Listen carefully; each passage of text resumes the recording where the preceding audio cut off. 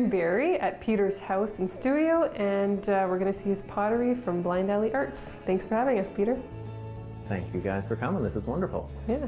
First of all, Blind Alley Arts. How did you come up with that? Well, after much consideration, I decided that I needed something that was appropriate. So a blind alley, if you look up in the dictionary, it means it could mean a dead end, or it could mean an occupation with no chance of having any prospects of success.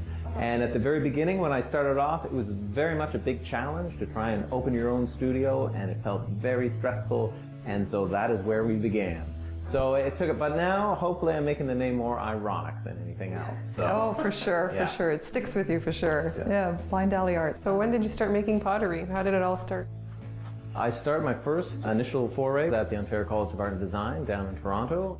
So I needed to take one more class, and it was, they said, you can take a pottery class, and I wasn't that enthusiastic, but I decided that I might as well try. Neat. Yeah, so it really wasn't anything that I anticipated to be enjoying, but after about, I would say, 3 or 4 classes, I was completely hooked. And yeah, so it didn't take very long. Probably took me about 5 years before I really started. Where I moved up to Barrie and got all the things you need, a kiln, a wheel, all the things, and opened up my little gallery and started things going. And so I've always considered myself, I'm a part-time potter and full-time dad. So that's really my occupation, to be honest. So it's a great leap of faith, and luckily you took that class. Look what happens, how it just turned out that way. New doors. New doors, for sure. So what are some of your biggest challenges at the beginning, some of the challenges at the beginning, it's probably the fact that you have a blank canvas. And you're welcome to do anything you want. And trying to find your own style and find something that you like, that you think might have a chance of selling, and just kind of starting off. It really was a very big challenge. It really probably took about 6 months to a year before I felt competent in any way as to my own personal style of pottery. And then once you kind of get that initial start, then it can start to evolve in different directions. And so always feel like I can always improve on my designs, on the shapes. It's always a challenge, and I think that's what I really like about pottery. Fortunately, my grandmother was the one that encouraged me to go to Ontario College of Art. And it was when I had a talk with her one day, and she said, Peter, what do you, because I had been to the University of Guelph, and, I kind of had done that, but she said, this seems more like your kind of thing, so. So you have some beautiful pieces here all around. Now, I love these on the wall. This is all vases. Actually, this was kind of the original technique that I started off with. When I was mentioning, what to do with your blank palette and blank slate of what to do.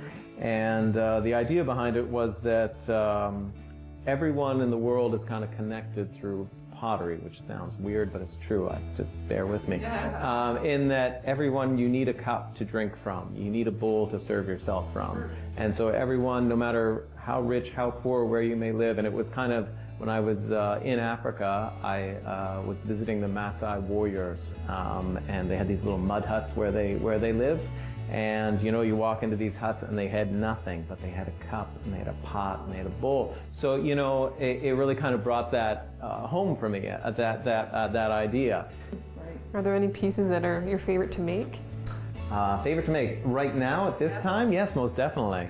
So this one has some clay on it. Sorry. Yeah, that's right. So these are.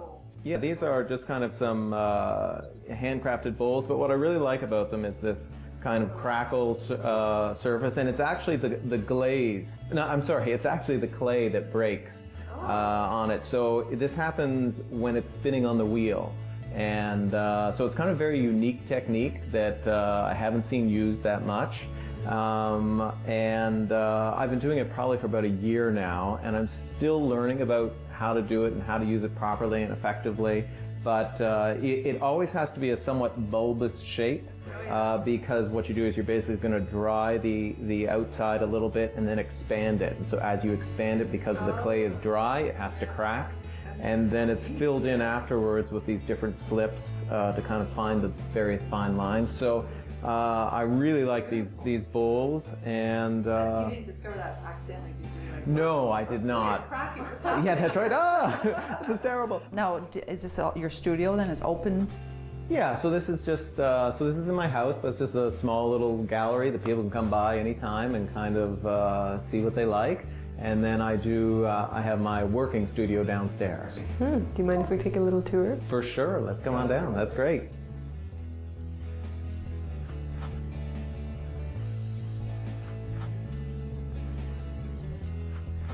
So this is where the magic happens. This is your place. Yeah, it's not huge, but It's a good size. it's acceptable. We have, so over here is where we kind of are making more of the object. A little wheel, and that's kind of where it gets muddiest, we'll say. And then on the other side is more for glazing, so after things come out of the kiln and they're bisqued, and then we will glaze them, which puts a different kind of colors and sheen on it.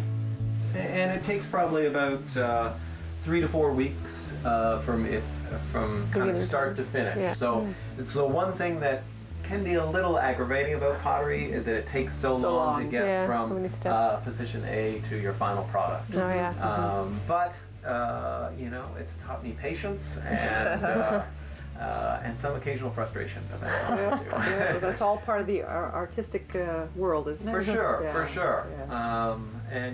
Well, you make it work. It looks Oh, it like makes it work, yeah. Yeah. Now, is your wife into? No, she does not care for this. No, she is very, very, very supportive of what I do and that's good. encouraging. Good. But does she participate? Not particularly. Good. But as I always say, she is the one with the real job.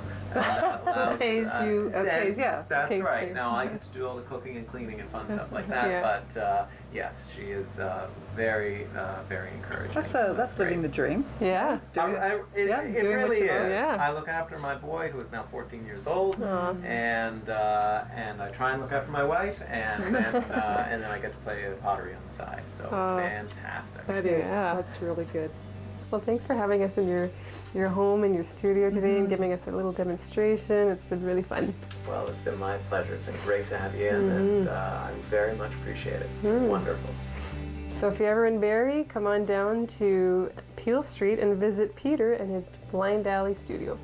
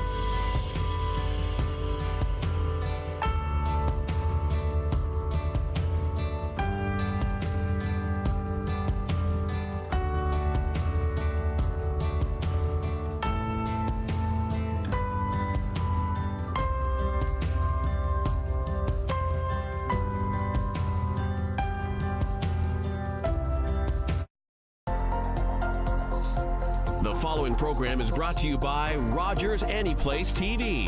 Enjoy exclusive content for free. Visit RogersAnyplaceTV.com. So why volunteer at Rogers TV? Well, it's fun, exciting, and challenging. You can develop practical, hands-on skills in TV production, make new friends, and have fun, all while giving back to your community. For a few hours a week, you can be part of a great team making great local television. Want to find out more? Get in touch with us at RogersTV.com. Make your mark and find a new passion as a Rogers TV volunteer. For 25 years, you've been helping to make our roads safer by doing the right thing. You've been the designated driver, you've stayed over, called home, you've called a cab or a friend, and planned ahead. Let's keep doing the right thing Support sober driving by getting yourself and your friends home safely. Do the right thing. Visit ArriveAlive.org to find out more. Arrive Alive. Drive sober. Monday on Daytime, a big old hometown Rogers cheer, protecting seniors online, and welcoming spring with open arms at Daytime Live at 11. We'll see you Monday.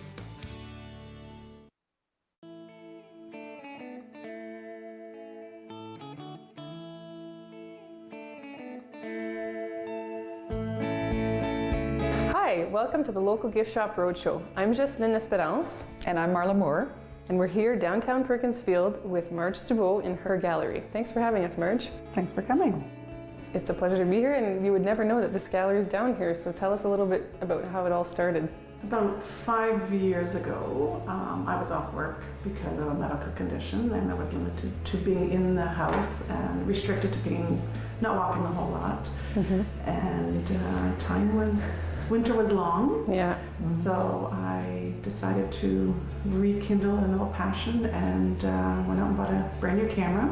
So that allowed me to go and take pictures. I could go down to the beach here, just a couple miles down the road, and take a few pictures, come home and play around with them on the computer. It gave me something to do during the day, Oh, yeah. forced me out to get a little bit of fresh air, and that's how it all started. So it started out just for your own, for yourself, health. and yeah, mental More health, for and mental health than anything. then some people started kind of being drawn to it and wanting some of it. Yeah. So So it started out then, very small for, Yeah. for myself. And then it just grows and word of mouth and it spreads and yeah. Well, it's absolutely beautiful and there's a lot of nature. I see a lot of nature in your pictures. And Most of them are water related. In one way, shape, or form, there's water in them. and somewhere. There's not too many people. People are Some hard animals. to- yeah, but they don't show you attitude. Yeah. They don't say, do this again. Yeah. Very good. What were some of your challenges when you first started? Well, I think because I just started off small, it was all right. you know? Right. And then somebody mentioned the camera club, the Midland Camera Club, so I joined the Midland Camera Club and got to know a few other people and got to know how to use my camera a little bit more. And Oh, so you never did photography before? Nothing? so I did do photography way back, but not like this. We would travel every month on our tent trailer, Oh, yeah. and we left for a month every year. We traveled Canada, so I have shots of all over Canada. And we had a wall in the living room that was called Our Canada. So it was just little bits and pieces of things we had done, and I always gave myself the challenge of enlarging one picture out of a roll of film. Oh, Kind of thing. good plan. Good plan. And then my camera got stolen and life got very busy. I started taking correspondence courses and I was working full time. Sure. The career. Yeah. Yeah. Sometimes the career takes over the passion, and you have to. Yeah, so and my camera got stolen. So then I bought a beautiful little point and shoot. It was nice and handy and didn't do much with it. And then when I had my medical conditions, it was like, okay, this is something that's to go back to and. And when did that happen? When was the crossover from where you were, it was just a hobby to, obviously it's not just a hobby anymore, looking around and. This is art. Yeah. I'm not sure sure. exactly when that was, but probably almost a year into it, kind of thing. Because I bought my camera from Boxing Day by sale online, and I did first light the following year. So it was about a year, and it was through winning competitions, just a ribbon, but through competitions with the Midland Camera Club and that. You get to see what's good and what's bad, and I look at my pictures from back then and say, "Phew," kind of thing. But I was very proud of them back then, and was happy to showcase them. And the sales boost, it gives you that little bit of Yeah, people are buying. They like it. Yeah. And then decided to start up a full business. So it's a business, and then this gallery happened. I think the following year. So it was just a reinvest everything that I was making. So have you been commissioned to do anything for like the municipalities or? Kind of. I've had some people commission me, okay, they wanted either, it was a Georgian Bay, so they wanted certain things like Red Rock or the Slide or Go Home Narrows kind of thing. So one thing leads to another, leads to another kind of thing. And So a long ways in a short time from that one walk down to the beach with your camera to a beautiful studio. Well, very good, very good. And so your husband created this space for you? it used to be a family room and it wasn't being used very much. And the little room upstairs was just not, I don't say presentable if somebody wanted to come and see something. Oh, this is perfect. So we took a space that was unused or underused and created it into this. And, I just love it. I could hang out here all day. It's so inspiring just to sit here and it makes a nice room to, often people will say they want a photo of something, but like say Georgian Bay, well then I can bring my monitor and laptop and everything down here and we go through pictures and you're not in the house, like kind of thing. Separate space. You're doing the business. Yeah, you need the space for the business. Oh, for sure. So now that you have an established business, what keeps you, moving forward and inspired and keeps it fresh for you? Probably the learning and being creative, like upping the ante just a little bit more. Okay, so I did this, so now what can I do next? Right. What can I do next? And how do I improve the photography part of it, as well as the business part of it? So out of the whole process, is there, which one is your favorite? Like the shooting, the spending time on the computer, editing? I think I like the whole process. Yeah. Like, it's nice to go out and take some shots and everything else, and you go out snowshoeing or whatever, and you see these leaves, and it's like, oh, okay.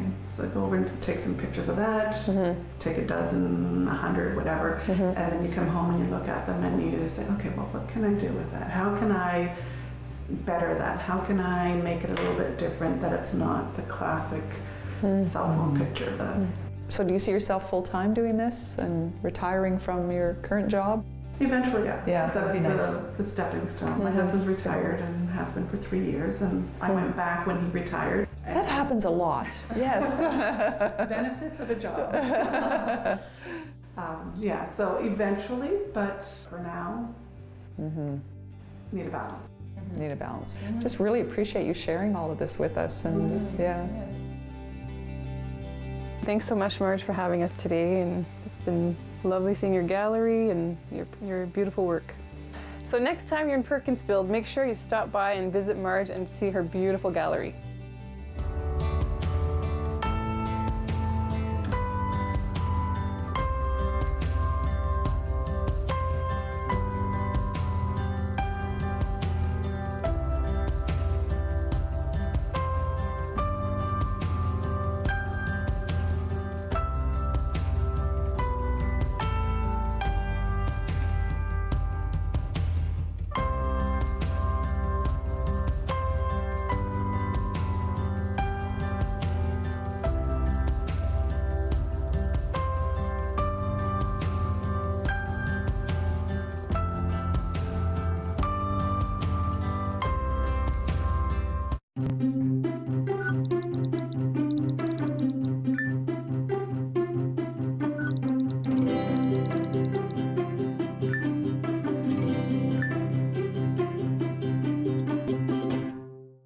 For Sir George Etienne Cartier, the work of uniting Canada was as vast as the country itself.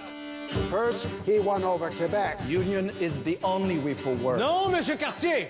Confederation will cost French Canadians their nationality. Monsieur, together we will form a political nationality independent of our origins. Diversity will be Canada's strength. Then he fought for Manitoba. The Northwest has formed a government under Louis Riel.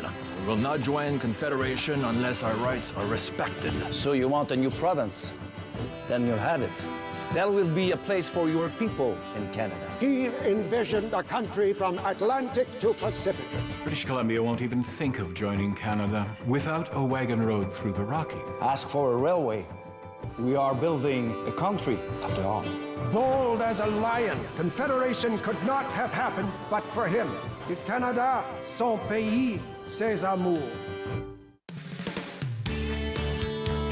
Monday on Daytime, a big old hometown Rogers cheer, protecting seniors online, and welcoming spring with open arms at Daytime Live at 11. We'll see you Monday.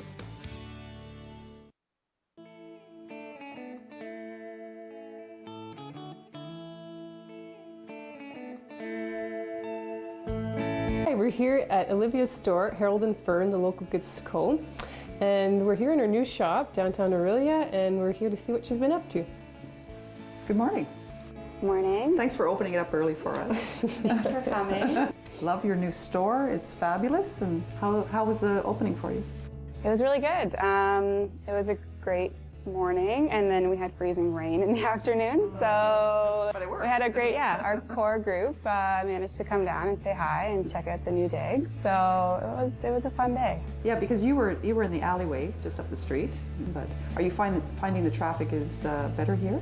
Yeah, it's still a slower time of year, but it definitely is going to be a good location come summer or springtime. So I do have just the core group of customers that have transitioned with me, but it's definitely easier to stumble upon than down the alleyway. Yeah. Mm-hmm. Oh, for sure. But it's even cuter. Yeah. It's cute before and it's bigger, even right? cute. Yeah. So it's a little bit bigger, easier to find. It just, the aesthetic suits the goods really well. It really ties them in. So showcases them well, which I'm really excited about. Oh, good for you. So what inspired you to start your own business? I hadn't always had an entrepreneurial itch. I thought that people who did it were crazy. But I guess it was almost 7 years ago now. I spent a summer in Argentina, and I was living with a couple of artisans, and I had never really been around so much art and culture, and they taught me how to weave, and I just was like so immersed in an artistic community. And I came back and I was like, wow, like I didn't really know that was a lifestyle, that was a thing. And so that kind of piqued my interest, and then I finished my undergrad and went and did my master's in politics, of all things, and then decided to move back here to my hometown in Orillia, and you know, was looking at different jobs, but I really wanted to live in the community I was in. I love to support local. I love to be a part of a local community. So, and it's been really good. So the store's been open for just over a year now, and it's working. Yeah. So good for you. Do you have any advice for somebody that's wanting to start their own business, or? I say to people all the time, just do it in whatever capacity you can. I mean, like I started out down an alleyway that had under 400 square feet, and just kind of made it work with what I had. And I think that you just kind of have to start wherever you feel comfortable. So, for instance, a lot of the artists in here, they have full-time jobs still, or they're like stay-at-home parents, and they just do what they can, in their free time, which I think is great. I think it's a real shame when people say, oh, I really wanted to do this, or I would love to do this, but, and I'm like, if you're saying a but, then you're not that passionate about it. Right. There's so much, you know, follow your dreams, messages out there, follow your dreams, don't let the naysayers bring you down. So what was some of your challenges when you first opened? Like personal challenges, like your own, like, can I do this, or other people not supporting you or saying, what are you doing? You know, it can be really hard to stay positive. The first day I opened, I bawled my eyes out and wouldn't come out. So I wouldn't open the door. In the old place, there used to be like a fire door and then a screen door. So when the store was open, I'd open the fire door and people could come in through and see the glass door. And I wouldn't open the fire door. And open, but not really. Yeah, I was like, if you chance it, you might find something. And you might also see me crying because the cash register isn't working properly. So that was the first day, and that hasn't been the last time. It's pretty tough, especially just being complete solo entrepreneur, like no partner or anything. So yes, it's hard, and people say it's hard, and you're kind of like, yeah, I'm sure it's difficult, but it's worth it. It's definitely worth all the. So when you say local, you mean in the Simcoe County area? Or yeah, it's a pretty tight radius. So right now I have about 60 different artists and artisans, what I like to call makers, and I like to keep them about half an hour away. So we have some people in Barrie, just south of Barrie, Gravenhurst, but mostly Orillia, mostly Oro Medonte, like Coldwater, Severn Township, just like really, really close to home. That's great. I've been eyeing this this cutting board here, which is shaped like a whale. That's new. This is beautiful. The spoons are by him too. So Dave is actually one of the stay-at-home parents. So he's a stay-at-home dad, and he used to be a cabinet maker, and now stays at home with his two like adorable children, and just makes really fun items whenever he has a chance. So again, like when he brings stuff down, he walks them from home, and like his two kids come with, and they play around in the store, and yeah, it's awesome. So he's created like such a cool community. Congratulations on for your Business Achievement Award. Thanks, yeah. Tell us a little bit about that. That's really quite an honor. I was lucky enough to be part of the group that won an Entrepreneurial Initiative Award, which recognizes new businesses that are doing things a bit differently and really putting themselves out there. So yeah. Oh, well, we just love it. If we could give an award away, we would too, right? It's just, well, we would, because this is what we are about, right? Supporting the local, and you're doing it, and it's working. Yeah. So you're helping all these vendors, like beautiful pottery, and oh, that is just gorgeous. I've already spied about 3 or 4 things. Maybe want to buy. Yeah. I can wrap those up for you, yeah. Tuck them away in the back. Yeah. But just beautiful. So thank you so much for opening up your shop early for us. This has been great, and I love the products, and especially thank you for supporting the creative community. And next time you're in Aurelia, come down and check out Olivia's store. I promise you won't leave empty-handed. I promise. I promise you won't leave empty-handed.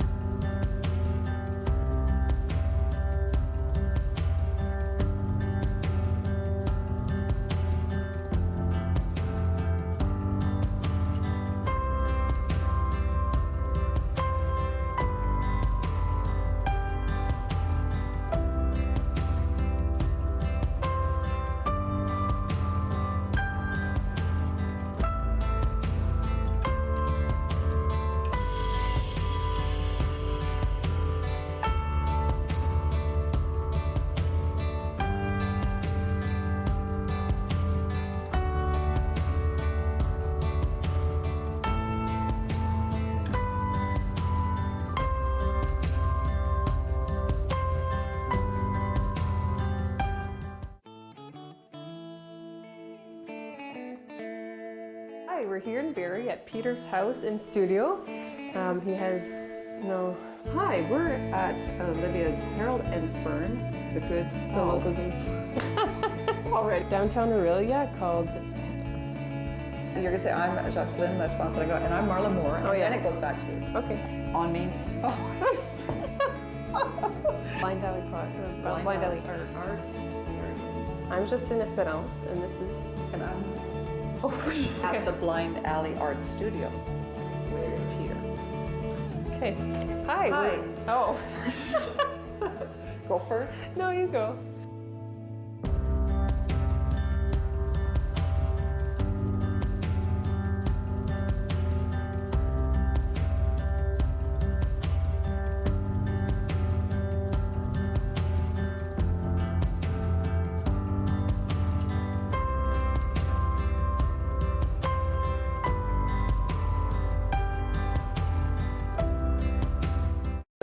Call the Rogers TV viewer response line, email us, or connect with us on social media.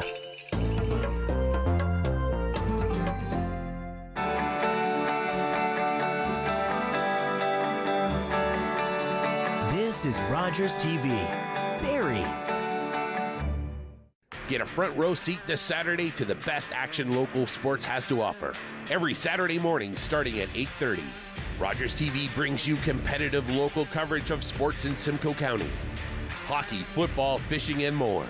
All from your area and the places you know. Plus, the Sports Half features great people, places, and things that you need to know about the sports in your region. Sports Saturday, starting at 8:30 a.m. only on Rogers TV. I'll just have 2 drinks, 1 a.m. is my cue. But time is a ticking and it's 2:15. My vision is blurred, but it's